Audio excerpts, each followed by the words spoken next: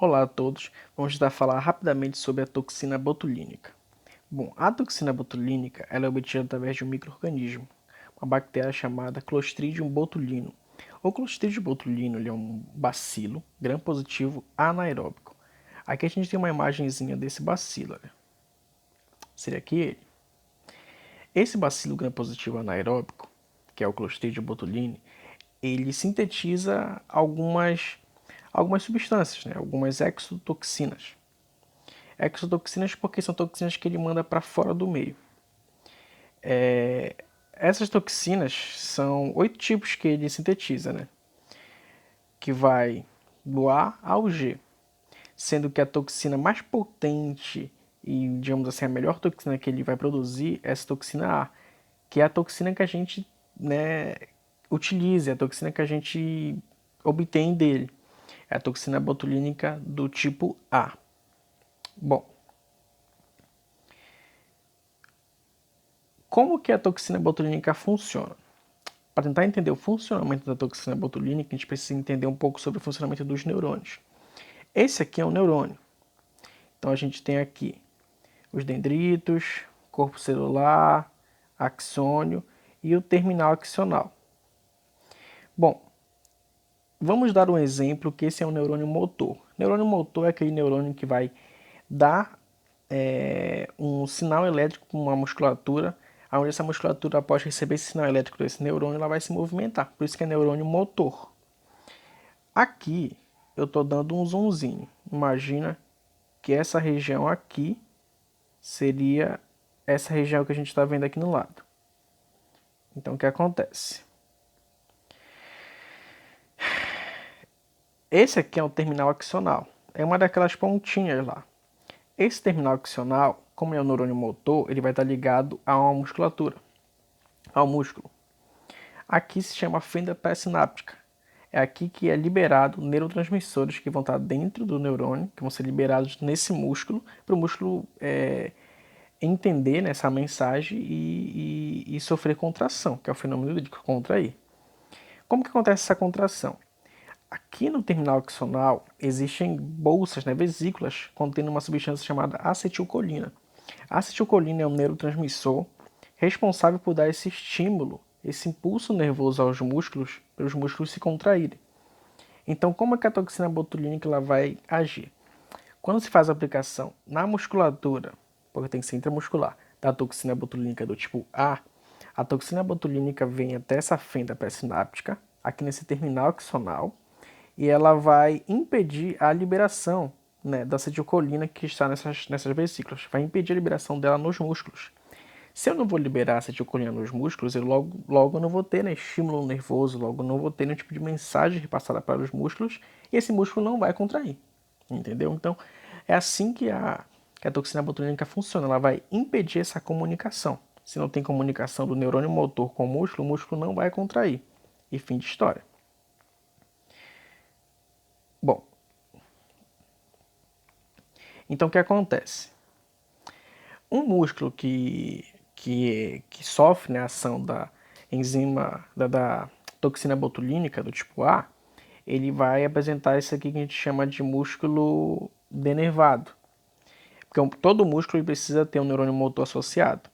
Então, quando a toxina botulínica vai promover essa ação, a gente fala que o músculo vai apresentar denervação. Denervação é quando você tem, né, o, o neurônio motor que está anexado nessa musculatura sem função, ele não vai conseguir desempenhar papel nenhum. Então ele está denervado, ou seja, é como se o nervo não estivesse funcionando. Se o nervo não está funcionando, o músculo não vai ter a função dele de contração e tudo mais. Bom, por que a gente diz que a toxina botulínica, o processo dela é irreversível? É porque esse conjunto aqui de músculo, fenda pré-sináptica, terminal axonal, a gente chama de placa neural muscular. A toxina botulínica do tipo A, ela vai destruir essa placa neural. Quando ela impede o envio dessas mensagens, impede a ação da acetilcolina, isso é irreversível. Essa fenda, esse terminal axonal aqui nunca mais vai conseguir realmente ter comunicação com o músculo. Então, por isso que o processo é irreversível. A gente diz que a toxina botulínica ela vai destruir a placa neural muscular Isso está correto, é irreversível. Mas aí você fala, poxa, mas por que então passa um tempo e a pessoa tem que fazer de novo o tratamento de toxina botulínica e tal? É porque o músculo, o que acontece? Ele vai apresentar uma recuperação por meio de reinervação. O que seria a reinervação? Reinervação é isso aqui, ó. Esse terminal axonal aqui está impedido por causa da ação da toxina botulínica, ele está destruído, a placa neural muscular está destruída, mas esse axônio, o neurônio, né, com o seu axônio aqui, ele vai começar a surgir, né, novos terminais axonais. Isso aqui é chamado de reinervação. Lógico, isso leva um tempo. Então vai começar a surgir e fica assim, ó. A gente tem aqui uma placa neural destruída, isso aqui é irreversível, vai ficar para sempre. E aqui no lado já houve uma reinervação. Saiu aqui um terminal axonal novo, se conectou com a musculatura e vai desempenhar o papel que deveria desempenhar, né? Liberação de acetilcolina, comunicação, contração. Então, o processo, né, que a toxina botulínica desempenha na placa neural, ela é irreversível. Essa placa neural nunca mais vai voltar a funcionar. Porém, o procedimento como um todo, ele não é irreversível, né? Ele precisa de uma reaplicação por um tempo, porque o músculo vai apresentar uma recuperação, chamada de reinervação, que a gente já entendeu como é. Esse tempo, né, de reinervação, ele demora mais ou menos, é dentro de alguns meses, né? Pode ser 3, 6, 9 meses, às vezes chega até um ano para ocorrer a reinervação completa desse músculo. Então, é um procedimento que, quando se diz que a toxina botulínica destrói a placa neural muscular e é um processo irreversível, está correto. Porém, o procedimento em si, a finalidade do procedimento não é irreversível, né? A gente precisa de uma reaplicação depois de alguns meses por causa desse processo de reinervação e da recuperação total dessa musculatura. Bom, o que acontece a respeito da toxina botulínica? Os primeiros estudos com a toxina botulínica foram pelos anos da década de 70. Então, pela década de 70 foi quando ocorreram os primeiros estudos com a toxina botulínica em animais. Ótimo estudo, se entendeu bacana mais ou menos como funcionava, mas parou aí. No final dos anos 80, um pesquisador americano ele estava em busca de uma alternativa que era o tratamento não cirúrgico para o estrabismo. O tratamento não cirúrgico para o estrabismo. O estrabismo, até então, naquela época, era tratado somente com cirurgia. Para quem não lembra o que é estrabismo ou coisa assim, estrabismo é essa condição, onde a gente tem, né, um problema na musculatura dos olhos e aí fica puxado, né, um dos olhos ficam puxado, né, para alguma direção, algum lado. Existem vários tipos de estrabismo, mas isso aqui não vem ao caso, né? Todos têm o mesmo princípio, o mesmo tipo de problema. Então, ele estava buscando alternativas não cirúrgicas para o estrabismo. E aí que foi que ele encontrou com o uso da toxina botulínica. A gente vai tentar explicar um pouquinho melhor com essa outra imagem aqui. Como que funciona mais ou menos o estrabismo, para você entender um pouco melhor. A gente tem aqui os músculos orbiculares dos olhos, né? Tem aqui 4 músculos, né? Os 4 eixos dos olhos, e mais 2 músculos oblíquos. E esses 6 músculos são responsáveis por toda a movimentação que os olhos têm, né? Para cima, para baixo, para um lado, para o outro, né? Quando o meu músculo reto medial, lateral, inferior e superior. Então, quando o meu músculo reto medial, por exemplo, contrai, ele traz os meus olhos, esse meu olho direito, no caso aqui, se a minha musculatura reta medial contrair, ele vai tender a ir para lá. Se o músculo reto superior contrair, também ele vai tender a subir. E mais ou menos assim que os olhos eles vão funcionar. Tem a ver com contração de músculos. Dependendo da contração dos músculos que eu tenha, meu olho vai se mover para um lado, para o outro.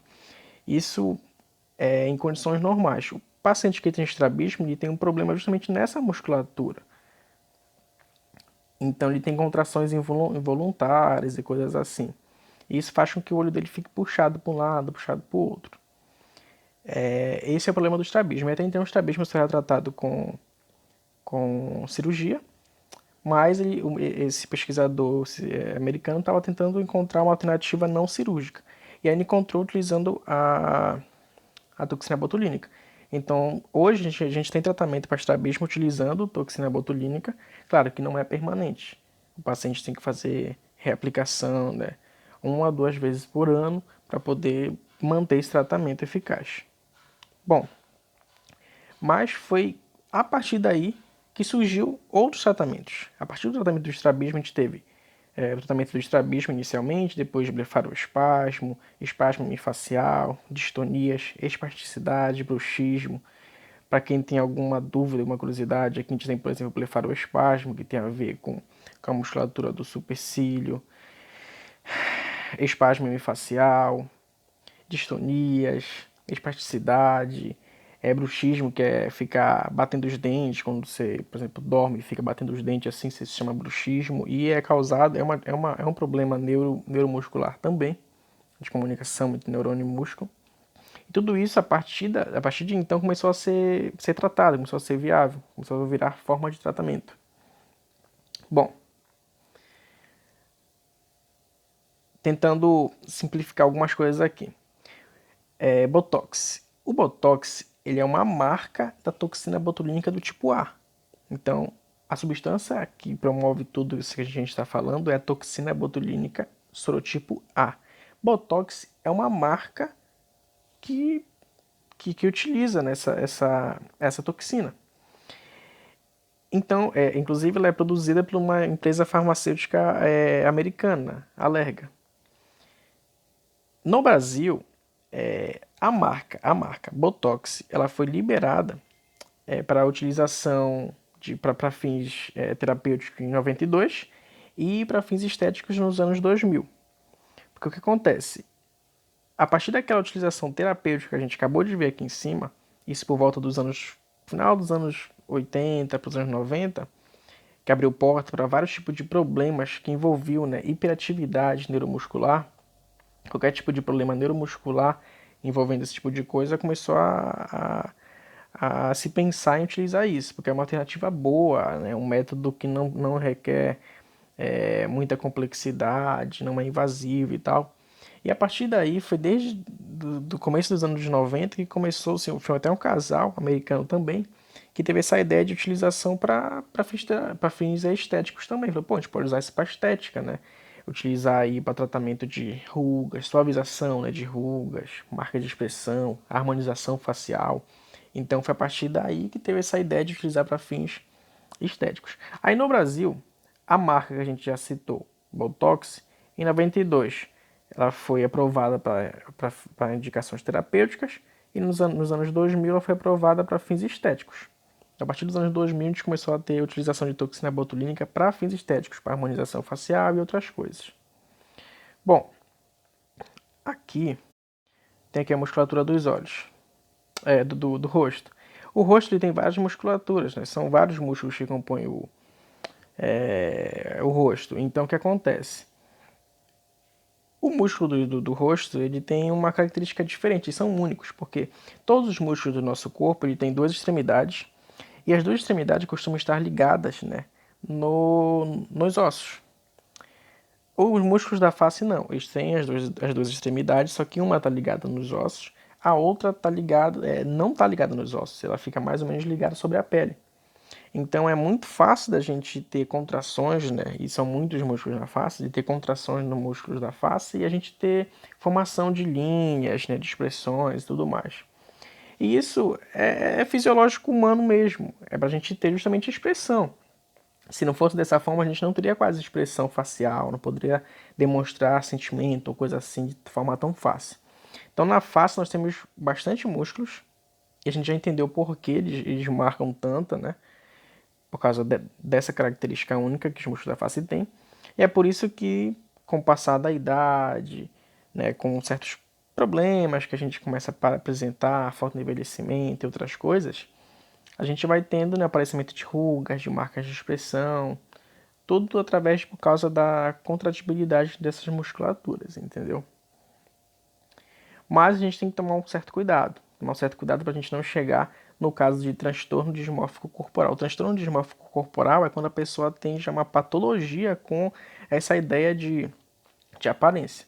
Então, a toxina botulínica é uma alternativa bastante viável, bacana, para suavizar marcas de expressões, suavizar rugas, minimizar esses problemas e até eliminar alguns problemas que incomodam mais a vida sociocultural da pessoa. Então, a utilização da toxina botulínica para os fins estéticos é uma alternativa muito boa, muito segura. O paciente vai ter um efeito desejado, claro, não é um milagre. Não dá para você pegar aí uma pessoa que tem 50 anos, fazer a aplicação de toxina botulínica e ela ficar com cara de 20. Não é assim que funciona. Ele vai apenas suavizar, minimizar algumas marcas de expressões, entendeu? Melhorar a imagem dessa pessoa para com os outros. Mas não somente isso, também melhora a imagem da própria pessoa vai ter de si mesma. Isso é importante, é bom para a vida social, para a parte, né, de saúde mental, psicológica também é importante. Então a utilização de toxina botulínica é uma boa ideia, muito viável. Só tem que tomar um cuidado porque tem limite. E é o profissional que faz uso da toxina botulínica nos pacientes que tem que ter esse alerta. Porque o paciente não vai se diagnosticar. Quem vai diagnosticar sempre é o profissional. Então o profissional tem que ficar atento se o paciente está exigindo demais, está fazendo coisas demais que não deveriam. E aí sim se enquadra no transtorno dismórfico corporal, que já é uma doença. Aí o profissional deve se recusar a fazer o procedimento e aconselhar, olha, você precisa procurar ajuda, né, com psicólogo, porque você está apresentando isso, isso e isso. Não é legal. Como a gente já viu muitos casos aí de pessoas que fizeram uso de toxina botulínica e ficaram de uma forma ridícula, feia. Não que a toxina botulínica seja ruim, mas porque utilizou-se de forma incorreta e profissionais que não exerceram a sua atividade eticamente falando. Foram atrás somente de fazer o procedimento, receber por isso e não ter esse olhar atento para a saúde do paciente. Tá bom? Então, de toxina botulínica, acho que a gente conseguiu dar uma matada, né, nos probleminhas que a gente tinha, nas dúvidas que a gente tinha. Um abraço.